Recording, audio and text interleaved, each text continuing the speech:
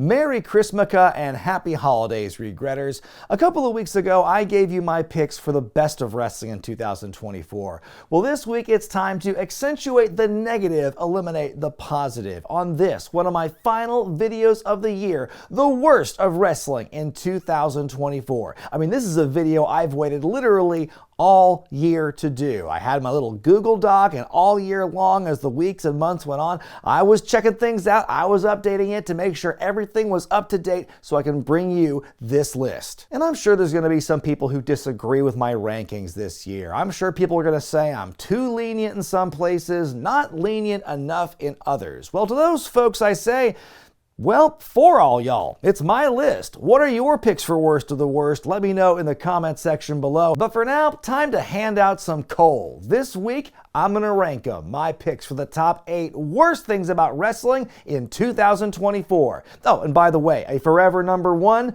tribal bullshit. Like what you like, don't be a dick. Number 8, Jimmy Uso versus Jey Uso. From nearly top to bottom across both days, WrestleMania 40 was the standout wrestling event of 2024.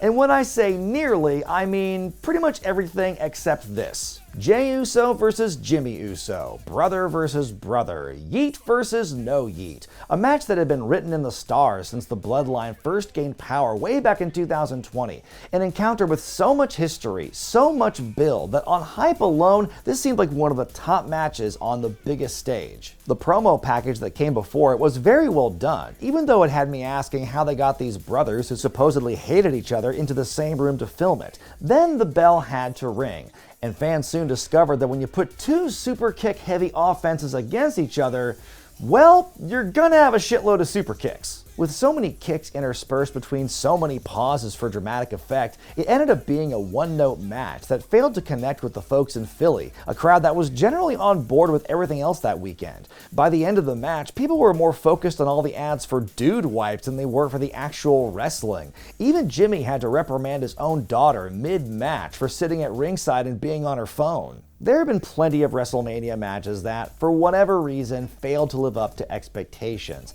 But this wasn't just the worst match at WrestleMania 40, it was arguably one of the worst matches WWE put out all year. And considering all the TV time that's been taken up with Bloodline drama, having one of its big blow-off matches go like that wasn't very oozy.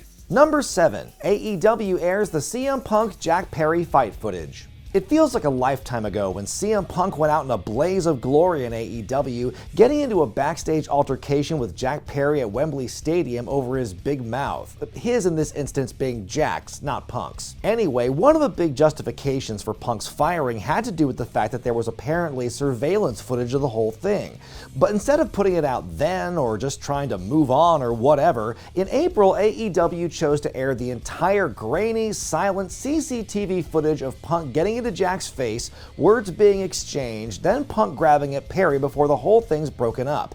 The incident ends with producer Chris Hero burying his face in his hands, which I'm sure summed up the feelings of a lot of folks watching. It was honestly one of the most transparent attempts at a ratings pop since Vince McMahon promised footage of the XFL cheerleaders' locker room. And then when it came and went, Punk didn't come out looking particularly worse than before, nor did AEW look stronger for having aired it. They got a ratings boost, but the Dynamite numbers haven't been that high since. I'm not saying there's a correlation, but I don't believe it's a coincidence either. Considering the infinite ways that are available to tell a story, we could have had a strong return for Jack Perry and his new scapegoat character without having to use this unflattering clip. When looking back at how the rest of the year turned out creatively, airing this footage for such little gain was a big swing and a miss. Number 6, MJF, Adam Cole, and the Undisputed Kingdom.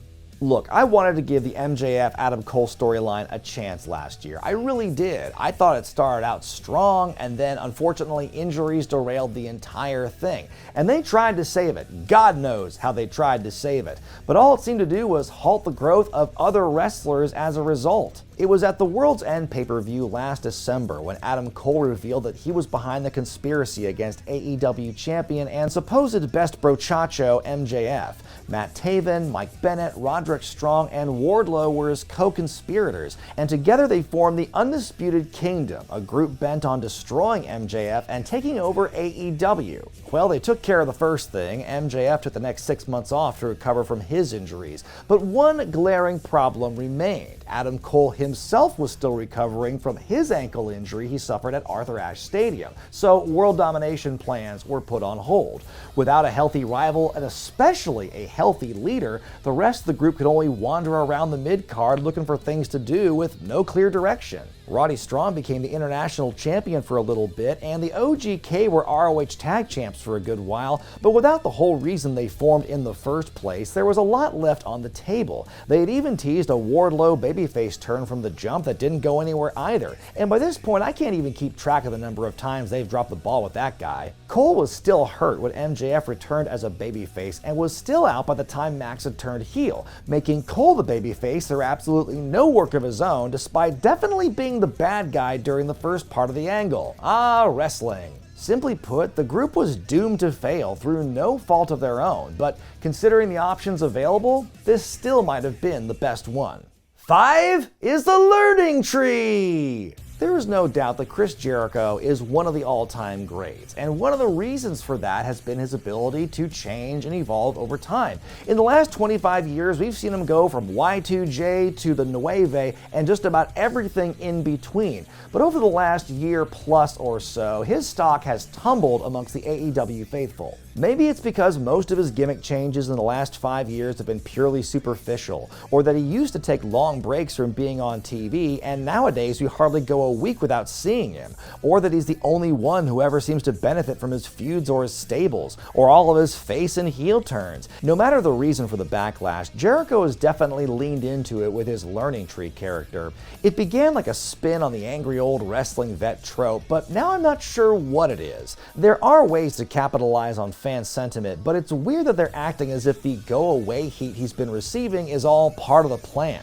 In my opinion, Jericho's current place on the card seems to benefit him and him alone. And if that's the case, why are they still dedicating so much time to him?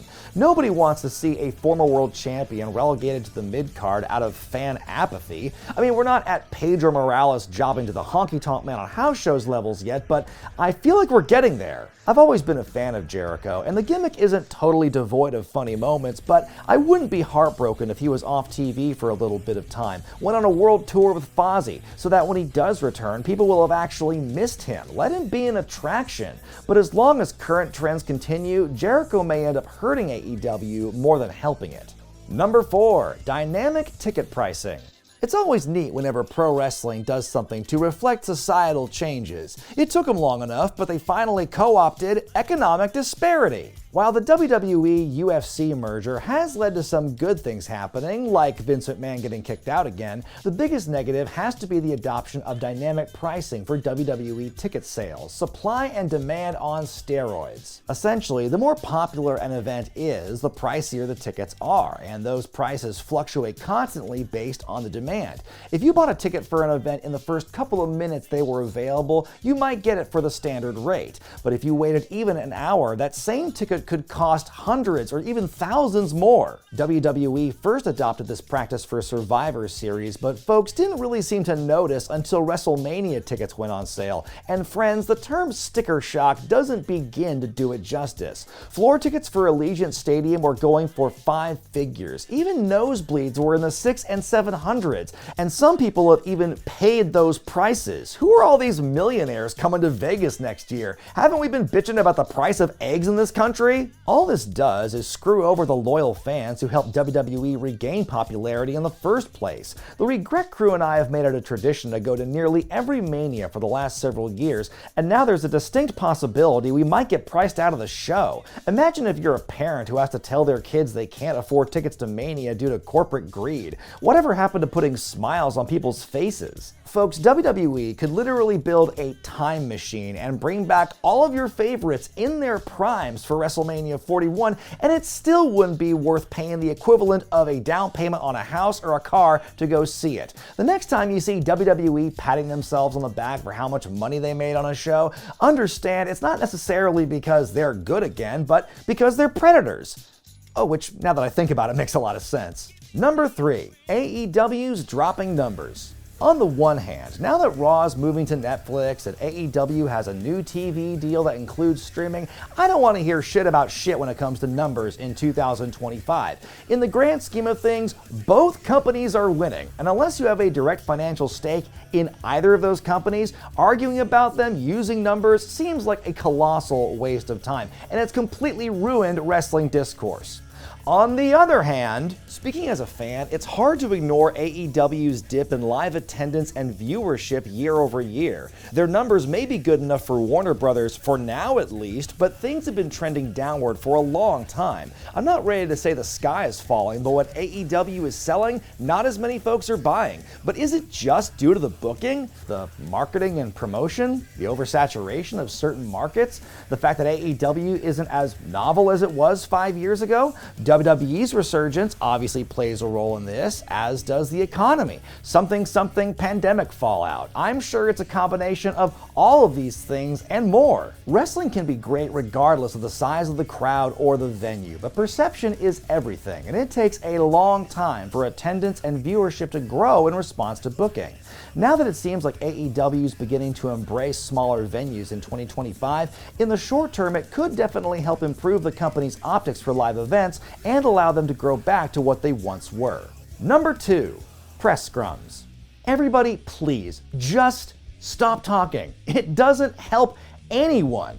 Well, maybe it helps the content creators, but even I don't talk about this shit anymore. For AEW, the press scrum era of pro wrestling peaked and plummeted with CM Punk. You're never gonna top Muffin Mouth Punk trashing Colt Cabana and his bosses before going to beat up the Young Bucks. If that was a blockbuster film, then everything that's followed were sequels nobody asked for. And now WWE's gotten into the act, and theirs are somehow worse. Patently uninformative and uninteresting. A mix of kayfabe and PR, with reporters asking the most softball questions. Anytime Paul Levesque has been asked an actual question like, have you read the McMahon lawsuit? Or why have no black guys been on your pay-per-views in months? He would respond with corporate double talk that barely acknowledged the problems. Then idiots on the internet would get pissed at the press people for daring to ask questions at the press conference. Look, all I'm saying is there are ways to answer tough questions without sounding completely aloof, or clueless, or in desperate need of media training. It was a fun idea at first, but maybe it's better if the workers just go back to their rooms, get some rest, and move on to the next town. Before I reveal the worst thing about this year, here are a few dishonorable mentions. Unready, unwilling, un-Gable Steveson. Way back in 2021, WWE lauded Olympic gold medalist Gable Steveson as their next big prospect, the second coming of Kurt Angle. In 2023, Steveson finally had his first televised match against Baron Corbin, and the bed was promptly pooped in. The fans actually booed him in favor of one of the most despised acts in the company. Maybe the fans didn't buy the hype, or maybe they didn't like how he only avoided punishment for sexual assault charges in 2019 due to a legal loophole. Either way, WWE held on to their failed experiment for another several months, finally cutting bait on Steveson early this year. Quite the Olympic-sized waste of time. PLEs feature more ads than wrestling. Well, I suppose this is the price we pay for cheap or free programming, a crapload of ads. Between all the commercial breaks and the promotional packages wrapped in additional sponsorships, then including all the pre- and post-match pomp for every segment, the bigger WWE shows this year saw more ad time than actual in-ring time, which is a damn shame. Damn you, capitalism! Oh, that reminds me, on that note, time for a quick ad break. AEW gets contractual. For years, AEW has worked hard to distinguish itself as the alternative for workers, the kinder, gentler wrestling company.